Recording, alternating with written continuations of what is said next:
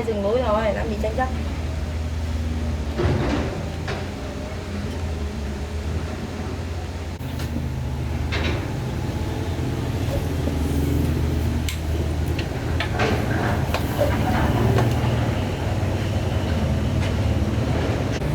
Tiến đệ của Tiến đang đắp chăn bông đây Tiến ạ.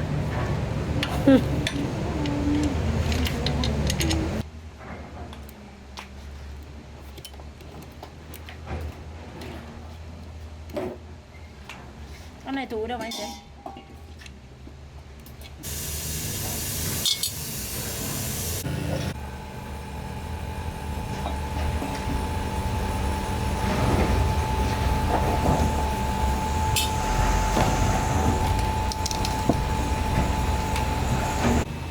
Cô đệ hôm nay ngủ ngon thế nhỉ? Vào đây đi. Nó ngủ phát đến tối.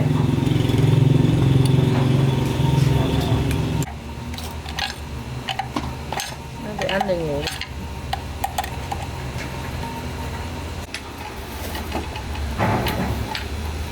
Rồi đá đi rồi. Một thằng con gái, một thằng phải chi tiền ăn. Ăn nước chia thì ăn phải chia đôi. Thế thằng Dư phải chia hết nhưng mà Dư lại chia đôi nữa.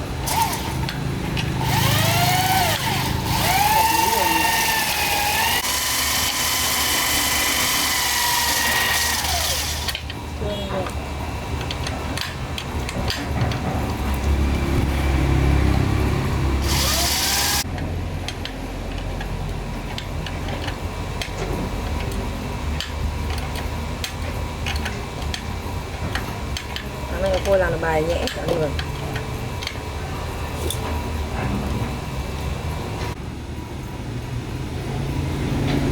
Em một lon cô.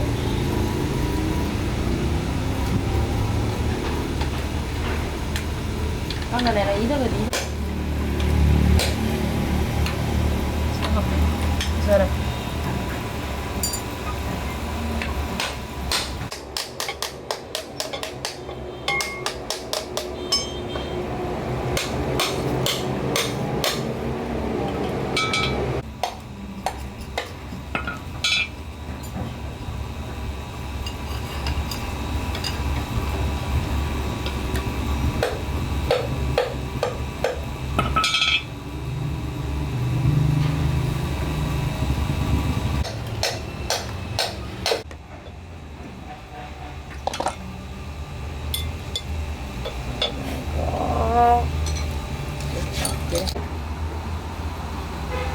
Anh Tiến nó đúng rồi này nè.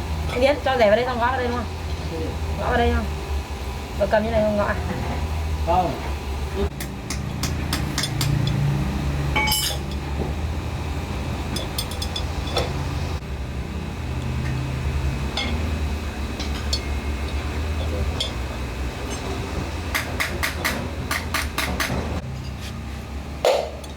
Xong. Không anh ạ.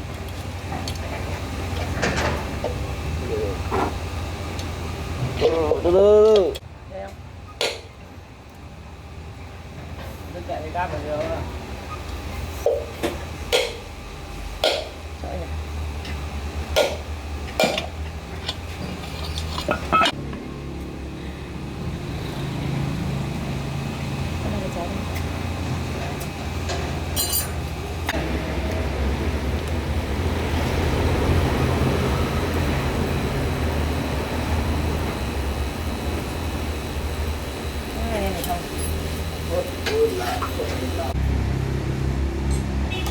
Sợ tay á.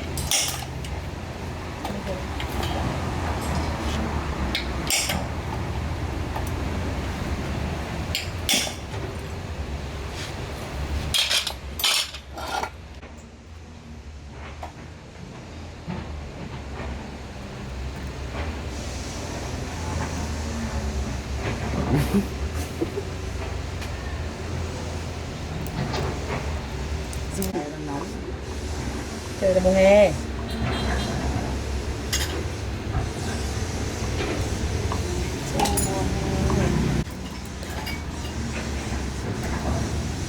Lên cái búa này nó cho cái cá này.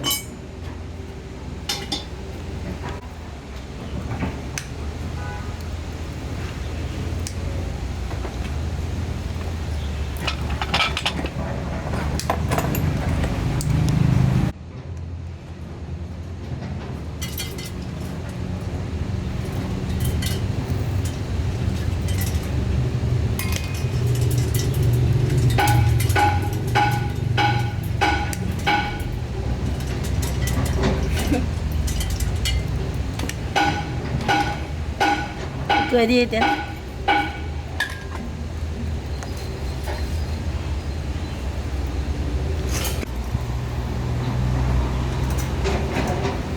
Nhìn mặt anh có tiền mà. chồng của em là chặt chắn thằng nó có tiền. Có tiền là thôi. Anh đô đi tàn gái là đổ đấy Tiến ạ. Vì Không có đổ tiền, đâu. nhìn mặt ông có. Lấy lọ dầu ơi. Thôi.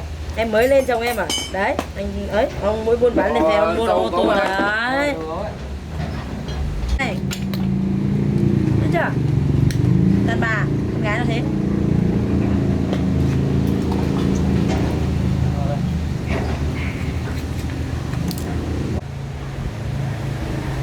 Ok. Có một cái bao cao su đấy. Đây, anh vừa tháo ra cái không có sự to to không? Không. To này mình chọn vào đâu. Chúng một cái. Nhưng mà em rất là hộp rồi. Anh mắt cái con rồi. Không bảo em được rất là hộp mà. Nhớ nó ra.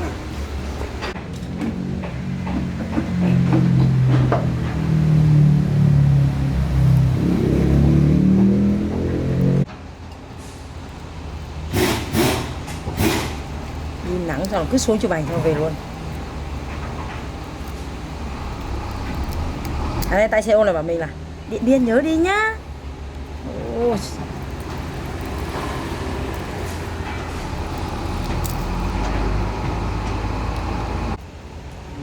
Ngơi đàng hoàng.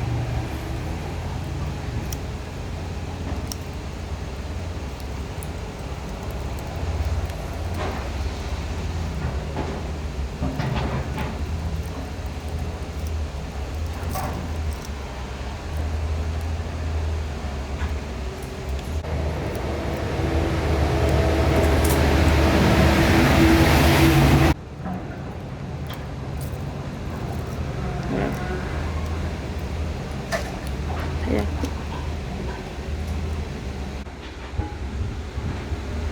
Em cái nó cầm một cuộn đi đâu nhỉ? Rồi là vệ sinh nó lấy mà.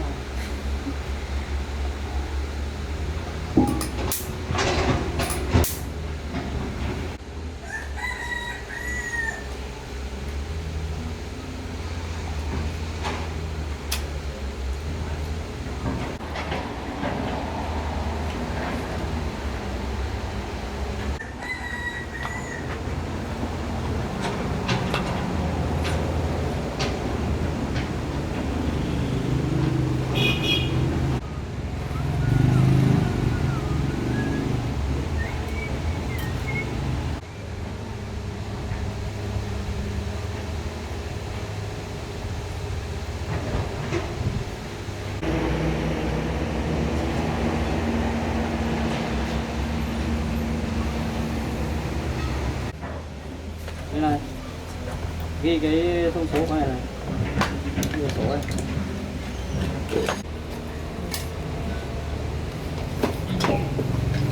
Đóng pro mà.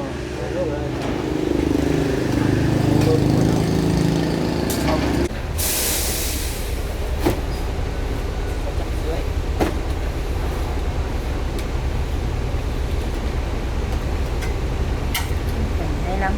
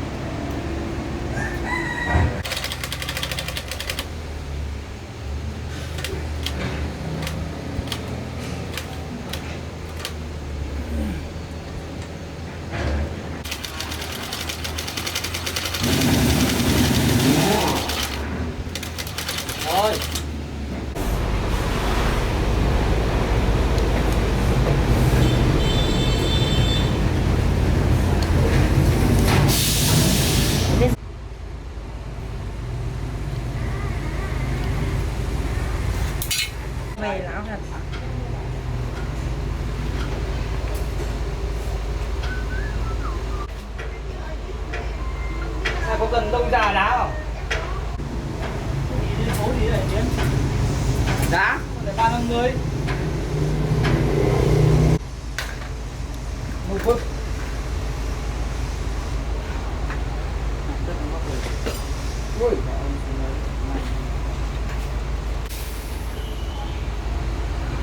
thì cái đấy có hết rồi mà, có kéo hết mà. Chưa giải đá đâu nhưng mà như này là được rồi. Để bảo anh. Đấy nghe rồi. Sao mà quay lại?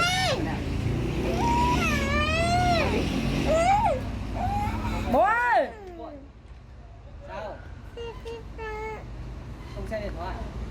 Xem TV nhá.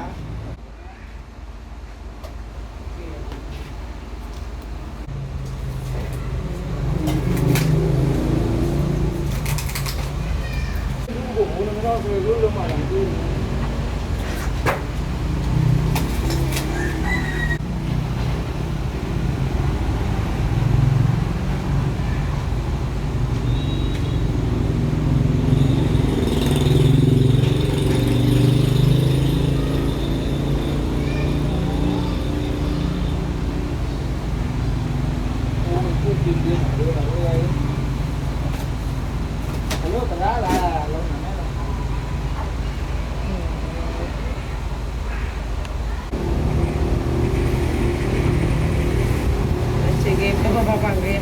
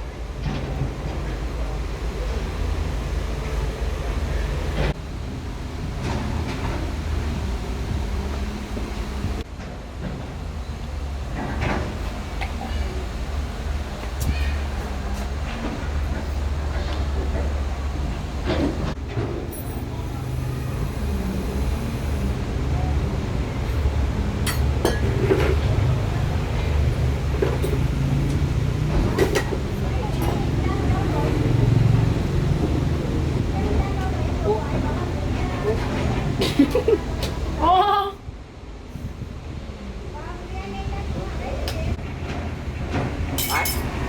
Đi rửa luôn, mai cầm người yêu là tay nó bị sạm đấy. Không có người yêu anh.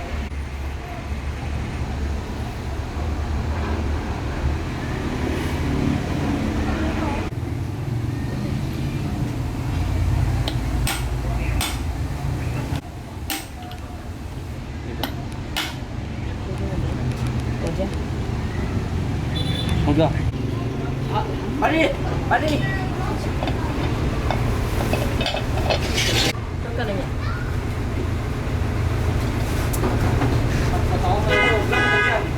Hả?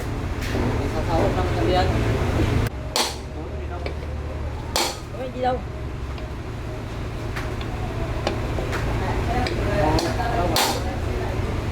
Lý mà hết đi. Nó phải thủng to.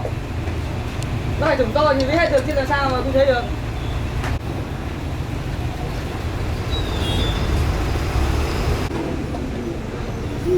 Gì mà mức độ mà lại không thủng mà lại hết được thì...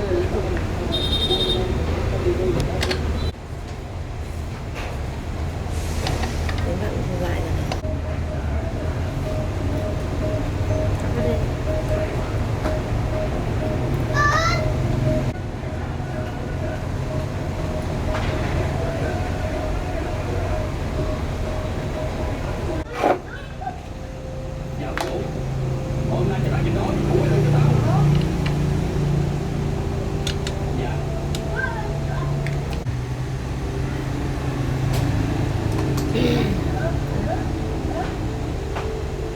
Đen nào. Rồi lên.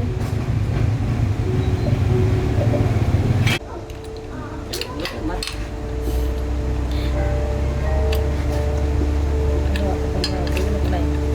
Ok này con chìm này không? Hơn cây nó là đến không? Nó nằm ngay ở đường, nó sẽ thủng. Cái thủng á?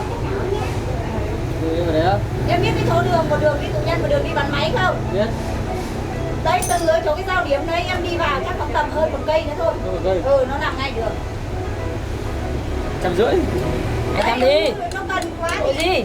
để chị báo với nó. Mà ông chưa không 250 được thì đi được không? Còn không thì nó ra mà lấy. 200.